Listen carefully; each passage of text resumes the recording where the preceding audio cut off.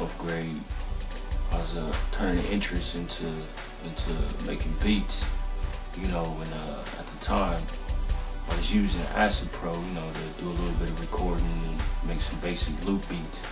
And I had a friend show me FL Studio, just, you know, the basics, how to load sounds and stuff like that. And just some of the things that he was doing with the program at the time, I was just like, I was impressed. So from that day, I just took a liking to FL Studio and really, you know what I'm saying, ran with the idea of trying to become a producer.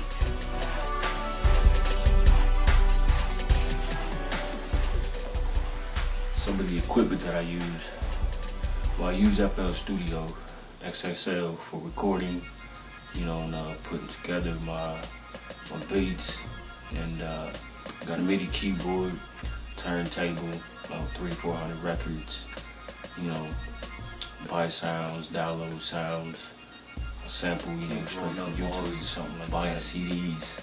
And every time a new CD came out, especially during like the No Limit era, you know, they had a CD coming out like every other week. So, you know, I'll get my little $20 allowance, be up there, you know, buying Mystical and Master P, Fiend and all that, you know.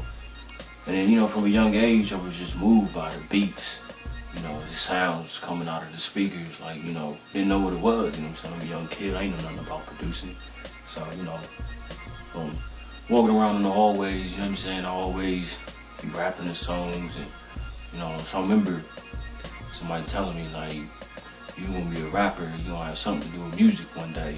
And then, you know, I was like 6th grade. So it was kind of like then I kind of knew, you know, when they do the little career thing, what you want to be. Always, you know, wanted to start my own music label. You know, it always had something to do with music. So I've always been into music. So it just led to this point now, to producing for people. So.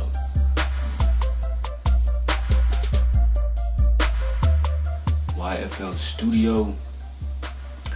You know, other programs, you know, the software, they're real in depth, but they're hard to maneuver throughout the programs. They're not really user friendly.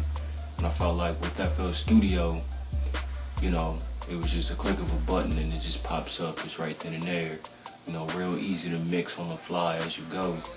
And, you know, I just took a real liking to the program. You can do a lot. You know, there's a lot of stuff that, you know, other people may or may not know about the program that I use a lot within, you know. I mean, sampling versus original music.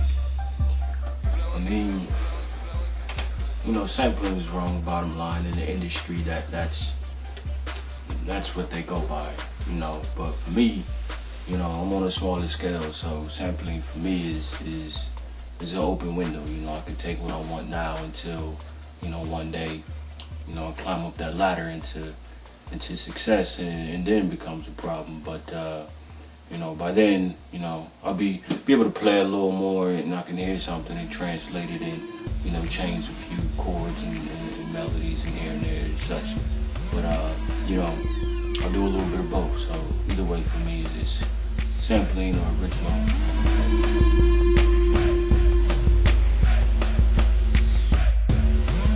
Some of my influences, you know, producers like Swiss Beats, you know, DJ Premier, obviously Dr. Dre, you know, Eminem. You know, he's got a camp of producers that was throughout D12. You know, Ninth Wonder, No ID, you know, Neptunes. You know, there's a variety. I mean, just the industry period. There's a variety of up-and-coming producers that's heavy hitters in the game. You know, older producers that first started out. You know, you check out things like Scratch Magazine or, you know, the Beat Kings. You know, all the producers throughout those magazines just, you know, helped me and influenced me to become a better producer, and not necessarily bite their styles, but, you know, maybe take some of their plugins and see what you can do with it, you know, stuff like that. So, you know, I'm influenced by the game, period, you know, all types of music, you know, everything, doesn't matter. It can be country, rock and roll, it sounds good, I'm sampling it, I'm replaying it, you know, to make something happen. So, you know.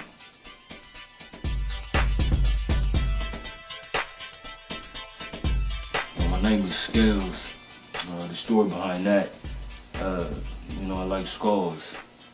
And so, I took a skeleton and I just shortened the lettering, you know what I'm saying, and added the Z, came up with Skelz. It's like a graffiti, I took that same concept. Graffiti artists to come up with, a name for themselves. It either has a meaning or they just like the lettering. And, both it worked out for me, both lettering and the meaning. So, I just use that same concept. So you are what you are in this world. That's either one or two things. Either you're somebody or you ain't nobody.